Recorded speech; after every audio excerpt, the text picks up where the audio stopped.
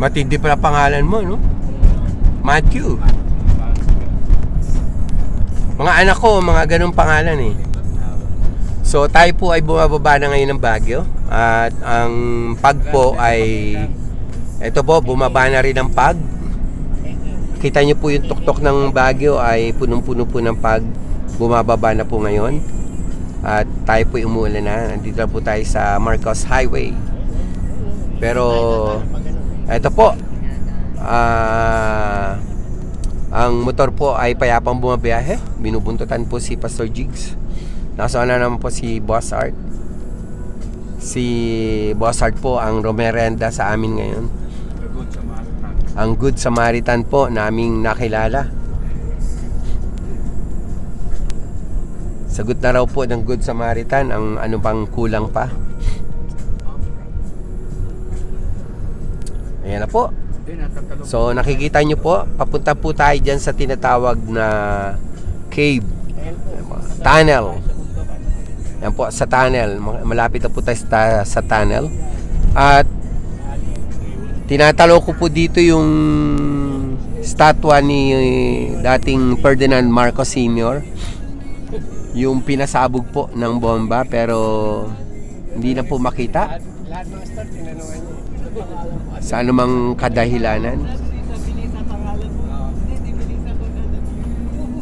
Jenny, ikaw ba yan? Magkano to? Alison, ikaw ba yan? Ano ba number mo? Ano po, ito na po ang tunnel. Napakalapit na po natin sa tunnel. Ito po, inaayos din po yung pundasyon dito. Kasi pansin nyo po ay marami na pong area na Dalaga ka ba? Saan ka nakatira? Ito yung number ko. na wawas out ng flood. So nagkakaroon ng mga landslide. Walang kinakailangan umakit ako sa Yun, tingnan nyo po. May mga taniman. Ayun na, narito pa tayo sa flyover papuntang tunnel. Ito po ang Converge. Alam yan, nagpunta sa Baguio.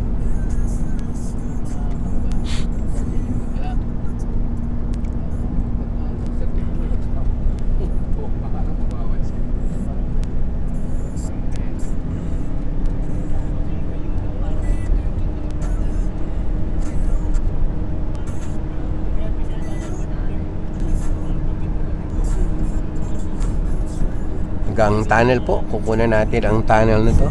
So, nakita nyo na po. Wow! Ginagawa po rito. To Baguio Eatery. Kung gusto nyo pong kumain. Medyo mura po ang mga kainan dyan. So, vertical clearance po. 4.2 meters.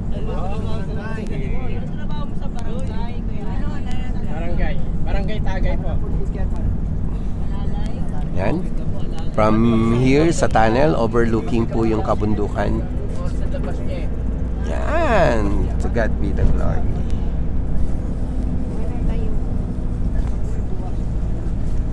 Sinusundan po natin sila. Alam ka na sa barangay, sa papasok mo, papahalan ko na. Oops.